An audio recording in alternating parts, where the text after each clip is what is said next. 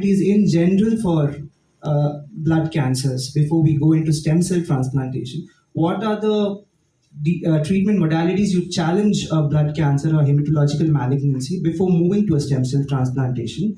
And my next question to you is, how important is stem cell transplantation in patients after being treated with the standard chemotherapy or other modalities of treatment? Yeah.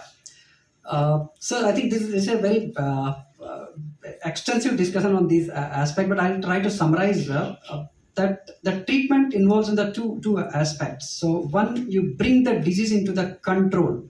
You bring the cancer into the remission, leukemia, let it be leukemia, lymphoma, myeloma, and followed by the minimize the risk of the recurrences. We are all fear of the risk of recurrences. So push down the risk of recurrence as much as possible, as longer as possible. So two goals of the treatment of any hematological cancer, leukemia, lymphoma, or multiple myeloma. So to achieve the first goal, we have to achieve before going to the second step to cure that one. So to get the first goal accomplished, we go with the traditional chemotherapy. However, in some subset of the cases, the chemotherapy doesn't work. Whatever you have tried, how best you have tried, it doesn't work. So nowadays, it's a good news for everyone. We have the... And it's a very simple process. So you're taking DNA. So this is how we register donors, by the way. So we are taking the DNA from the swab, from the cheek. And so it's a swab, we're putting it in an envelope, and then we're sending it to the lab. HLA typing you can do in India. It costs a lot of money. It costs around 10,000. I know about HLA. So I try to explain it in a different way. So when we're talking about blood types, in this room there are all the blood types will be already here, even Rhesus-4 negative maybe. And so for sure we will find here donors from one person to another person. So in this room we can already help each other with blood. Is it possible to find a donor for anyone here with regards to HLA? The probability is close to zero. So you need much more donors. When we're talking about millions of donors, that's why DKMS registered 13 million of donors till now, to help more people worldwide. But worldwide, what does it mean worldwide? We have a high probability to find a matching donor for Caucasian. So I'm a Caucasian.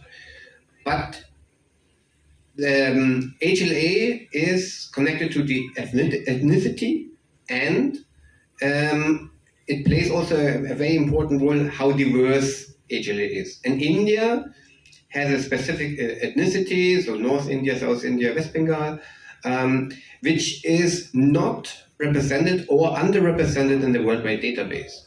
So we're talking about 0.09% of the Indian population is registered. So we need much more donors to register, because only people with Indian ethnicity from India, they're able to help patients in India. And that's why DKMS came to India, to register more donors in India to help patients in India.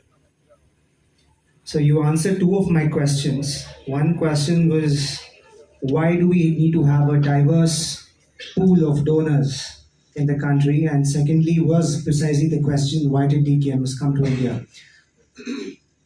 My next question to you is, when we have, so basically, how do you do the HLA typing? How does the organization function based out of Germany? If you can give us some idea related to it. So coming back to the incidence of hematological disorders, if you look, these disorders are not limited to any particular age group. So we have to understand that these disorders can affect starting from the newborn baby, adults, as adolescents, adults, and even the geriatric age group. And if you club all these age groups, and the incidence is malignant disorders, almost say close to 100,000 cases annually are being diagnosed. And not to forget that these cases, most of the times the cases are underreported. So patients, before they come to know that there's a hematological cancers, leukemia, lymphoma, myeloma, they are no more in this world.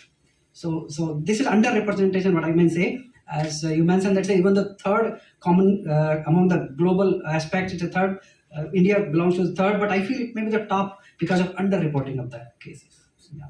Thank you. So absolutely, like you said, sir, cases are underreported, and as a heme pathologist, I understand also the underreporting with respect to probably poor resources or even lack of awareness among patients. Definitely, I agree with you that there is underreporting of cases, and it is a huge burden in the country.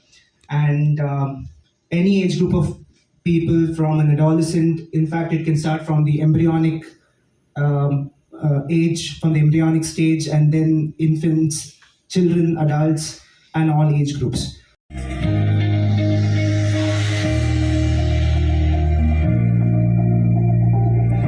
would like to call Dr. Glenn to felicitate Ms. Navya.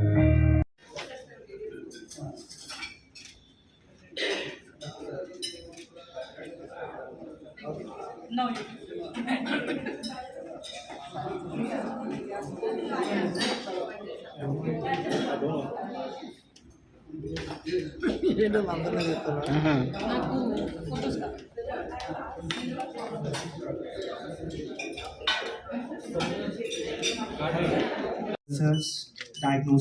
Diagnosis in the world. Over the years, I think blood cancer has seen tremendous improvement in treatment, starting with this disease called as CML, where we had this drug called as imatinib, and that was a game changer.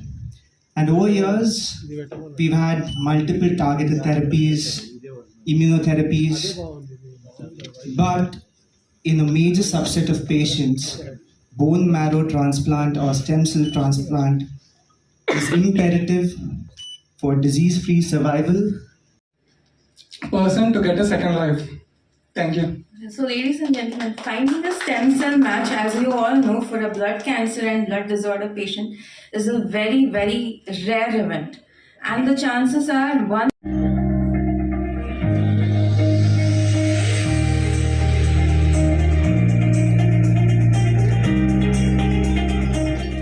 I request our panelists and Dr. Glenn to come back on stage for a picture with the donors. Dr. Gupta, please come on stage.